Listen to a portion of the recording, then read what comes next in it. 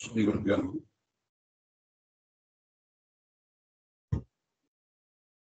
ಪರಮಾತ್ಮನ ರೂಪಗಳು 3 ಅಂತ ನಾವು ನೋಡಿದ್ದೀವಿ. ಅಂದ್ರೆ ಈ ಮನುಷ್ಯರ ಸ್ಥೂಲ ಶರೀರದ ಹೆಬ್ಬೆಟ್ಟಿನ ಅಳತೆ ಇಲ್ಲ. ಆ ಜೀವನ ಸ್ವರೂಪ ದೇಹ, ಜೀವನ ಶರೀರ ಅಂತ ನಾವೇನು ಹಿಂದಿನ ಪದ್ಯದಲ್ಲಿ ನೋಡಿದ್ದೀವಿ, ಅದನ್ನ ಒಂದು ಮನುಷ್ಯಾಕಾರದಲ್ಲಿ ಅಸ್ಯೂಮ್ ಮಾಡಿಕೊಂಡ್ರೆ ಅದರಲ್ಲಿ ಬರತಕ್ಕ ಕೈ, ಅದರಲ್ಲಿ ಇರತಕ್ಕ ಹೆಬ್ಬೆಟ್ಟು ಅದರ ತುದಿ ಭಾಗ ಅಂತ, ಅಷ್ಟು ಸಣ್ಣ ರೂಪದಲ್ಲಿ ಪರಮಾತ್ಮ ಇರ್ತಾನೆ. ಅದನ್ನ ಜೀವನ ಅಂಗುಷ್ಟಾಂಗ್ರ ಮೂರ್ತಿ ಅಂತ. ಅಂಗುಷ್ಟಾಗ್ರ ಮೂರ್ತಿ. ಎರಡನೆಯದು ಜೀವನ ಅಂಗುಟ ಮಾತ್ರ ಮೂರ್ತಿ. ಅಂಗುಟ ಅಂದ್ರೆ ಹೆಬ್ಬೆಟ್ಟಿನಷ್ಟೇ ಮೂರ್ತಿ ಪರಮಾತ್ಮನ ಒಂದು ಅಳತೆ. ಹೆಬ್ಬೆಟ್ಟಿನ ತುದಿಯ ಭಾಗದ ಅಳತೆ ಒಂದು, ಜೀವನ ಹೆಬ್ಬೆಟ್ಟಿನಷ್ಟು ಅಳತೆ ಒಂದು. ಇನ್ನು ಪ್ರಾದೇಶ, ಜೀವನ ಪ್ರಾದೇಶ ಅಂದ್ರೆ ಈ ಹೆಬ್ಬೆಟ್ಟನ್ನು ತರ್ಜನಿ ಬೆಟ್ಟನ್ನು ಅಗಲಿಸಿದರೆ ಏನು ಒಂದು ದೂರ ಬರುತ್ತದೋ ಅದು. ಹೆಬ್ಬೆಟ್ಟನ್ನು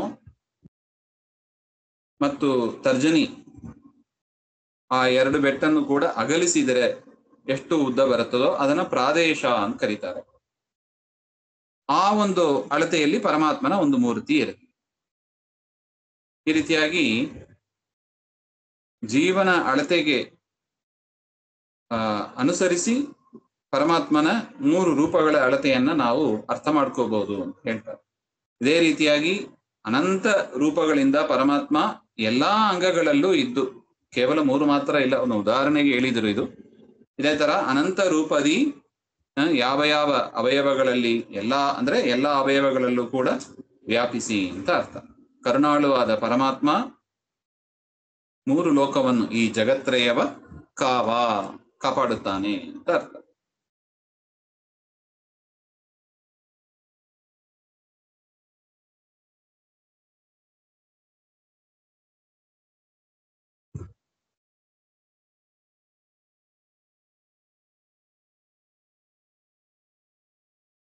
ಇದಾದ ಮೇಲೆ ಮುಂದಿನ ಪದ್ಯ. ಬಿಂಬ ಜೀವಾಂಗುಷ್ಟ ಮಾತ್ರದಿ ಇಂಬು ಕೊಂಡಿಹ ಸರ್ವರೊಳು ಸೂಕ್ಷ್ಮಂಬರದಿ ಹೃತ್ಕಮಲ ಮಧ್ಯ ನಿವಾಸಿ ಎಂದೆಣಿಸಿ ಎಂಬರೀತಗೆ ಕೋವಿದರು ವಿಶ್ವಂಬರಾತ್ಮಕ ಪ್ರಾಜ್ಞ ಭಕ್ತ ಕುಟುಂಬಿ ಸಂತೈಸುವನು ಈ ಪರಿಬಲ್ಲ ಭಜಕರನು. ಬಲ್ಲ ವಿಭುಧರಿಗೆ ಅಂತನೂ ಒಂದು ಪದ ಇದೆ, 2 ರೀತಿ ಇದೆ. ಬಿಂಬರೂಪಿಯಾದ ಈ ಪರಮಾತ್ಮ ಜೀವನ ಹೆಬ್ಬೆಟ್ಟಿನ ಗಾತ್ರದಲ್ಲಿ ಸರ್ವರಳು ಸೂಕ್ಷ್ಮಾಂಬರದಿ. ಆ ಹೆಬ್ಬೆಟ್ಟಿನ ಗಾತ್ರದ ಪರಮಾತ್ಮ ಎಲ್ಲಿರ್ತಾನೆ ಹಾಗೆಂದ್ರೆ ಎಲ್ಲಾ ಜೀವರ ಹೃದಯದಲ್ಲಿ, ಹೃತ್ಕಮಲ ಅಂತ ಇದೆ, ಅಲ್ಲಿ ವಾಸ ಮಾಡಿದವನಾಗಿ ಇರ್ತಾನೆ. ನಾವು ಅದನ್ನೇ ಹೇಳ್ತೀವಿ ನೋಡಿ, ಹೃತ್ಕಮಲ ಮಧ್ಯ ನಿವಾಸಿ ಹಾಗೆ ಅಂತ ಹೇಳೋದುಂಟು. ಹೃದಯದ ಕಮಲದಲ್ಲಿ ಮಧ್ಯದಲ್ಲಿ ಇರುವ ರೂಪ ಅಂತ ಜ್ಞಾನಿಗಳು ಈ ಭಗವದ್ ರೂಪವನ್ನು ಹೇಳ್ತಾರೆ. ಆ ಪರಮಾತ್ಮನಿಗೆ 3 ಹೆಸರಿದೆ. ವಿಶ್ವಂಬರ ಅಂತನೂ ಕರೀತಾರೆ, ಜಾಗ್ರದ ಅವಸ್ಥೆಯನ್ನು ಕೊಡತಕ್ಕ ರೂಪನೂ ಇವನೇ. ಆತ್ಮ ಅಂತ ಕರೀತಾರೆ, ಪ್ರಾಜ್ಞ ಅಂತನೂ ಕರೀತಾರೆ. ಈ ಬಿಂಬರೂಪಿಗೆ 3 ಹೆಸರು ಉಂಟು, ವಿಶ್ವಂಬರ, ಆತ್ಮ, ಪ್ರಾಜ್ಞ ಹಾಗೆ. ಕೋವಿದರು ಈ ರೀತಿಯಾಗಿ, ಜ್ಞಾನಿಗಳು ಈ ರೀತಿಯಾಗಿ ಹೇಳ್ತಾರೆ. ಈ ರೀತಿಯಾಗಿ ಬಲ್ಲ ಭಜಕರನು, ಯಾರು ಪರಮಾತ್ಮನ ಈ ರೂಪಗಳನ್ನ ತಿಳಿದುಕೊಂಡಿರ್ತಾರೋ ಅವರಿಗೆ ಅಂತ ಅರ್ಥ. ಅಂತಹ ಜ್ಞಾನಿಗಳಿಗೆ ಭಕ್ತ ಕುಟುಂಬಿ, ಭಕ್ತರ ಕುಟುಂಬವನ್ನು, ಭಕ್ತರ ಸಮೂಹವನ್ನು ಪೋಷಣೆ ಮಾಡತಕ್ಕ ಪರಮಾತ್ಮ ಸಂತೈಸುವನು, ಕಾಪಾಡುವನು ಅರ್ಥ. ಇಲ್ಲಿ ಒಟ್ಟು ಬಿಂಬರೂಪದ ಪರಮಾತ್ಮನ ಲಕ್ಷಣಗಳನ್ನ ಹೇಳಿದ್ದಾರೆ. ಇದಾದ ಮೇಲೆ ಮುಂದೆ ಪುರುಷ ನಾಮಕ ಸರ್ವ ಜೀವರೊಳಿರುವ ದೇಹಾಕಾರ ಮುರೂಪದಿ ಕರಣ ನಿಯಾಮಕ ಋಷಿ ಕಪ ನಿಂದ್ರಿಯಂಗಳಲ್ಲಿ ತುರಿಯ ನಾಮಕ ವಿಶ್ವತಾ 12 ಬೆರಳುಳಿದುತ್ತಮಾಂಗದಿ 2,70,000 ನಾಡಿಗಳೊಳಿಪ್ಪ.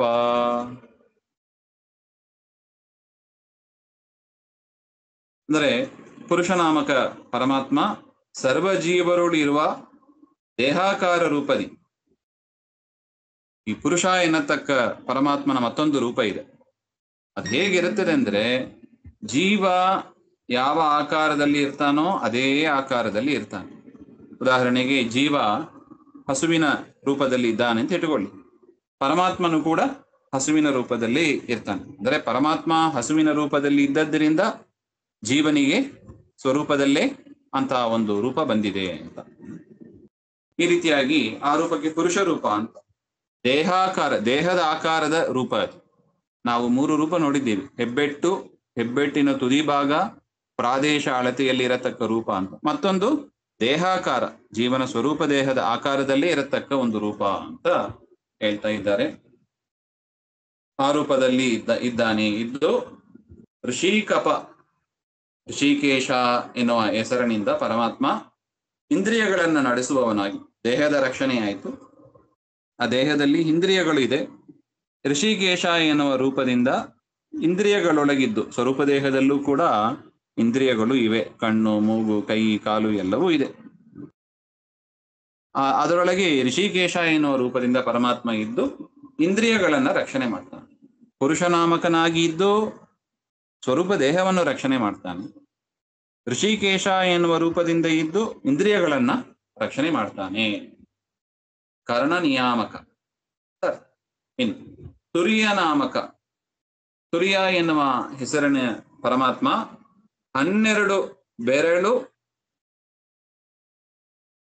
ಉತ್ತಮಾಂಗರಿ. ತುರಿಯ ಅಂತ ಪರಮಾತ್ಮನ ರೂಪ. ಅದೆಲ್ಲಿದೆ ಹಾಗೆಂದ್ರೆ, ನಮ್ಮ ತಲೆಯ ಮೇಲಿನ 12 ಅಂಗುಲ, 12 ಇಂಚು ಅದರ ಮೇಲೆ ಇರ್ತಾನೆ ಅಂತ ಹೇಳ್ತಾ ಇದ್ದಾರೆ.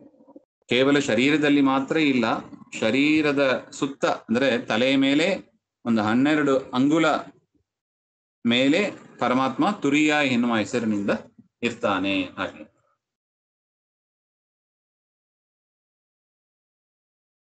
ಅಟ್ ಮಾತ್ರ ಇಲ್ಲ, ಶರೀರದಲ್ಲಿ ಇರತಕ್ಕ 2,70,000 ನಾಡಿಯೊಳಗೆ 72,000 ನಾಡಿಗಳು ಇದೆ. ಹಿಂದೆ ನೋಡಿದ್ದೀವಿ. ಅದು ಎಡಗಡೆ 36,000, ಬಲಗಡೆ 36,000 ಅಂತ ಸ್ವರೂಪ ದೇಹದಲ್ಲೂ ಇರುತ್ತವೆ.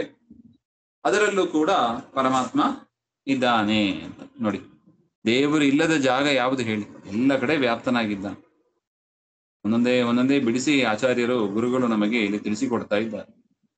ಈ ರೀತಿಯಾಗಿ ವಿಶ್ವ, ತೇಜಸ, ಪ್ರಾಜ್ಞ, ತುರೀಯ ಅಂತ 4 ರೂಪವನ್ನು ಕೂಡ ಜೀವರ ದೇಹದಲ್ಲಿ ನಾವು ಚಿಂತನೆ ಮಾಡಬೇಕು ಅಂತ ಒಂದು ಸೆಟ್ ಇದು ಈ ಶ್ಲೋಕಗಳು. ಮುಂದಿನ ವಿಚಾರ ಮತ್ತೆ ನೋಡೋಣ. ಶ್ರೀಮಧ್ವಾಂತರ್ಗತ ಶ್ರೀಕೃಷ್ಣಾರ್ಪಣಮಸ್ತು. ಶ್ರೀ ಹರೇ ನಮಃ.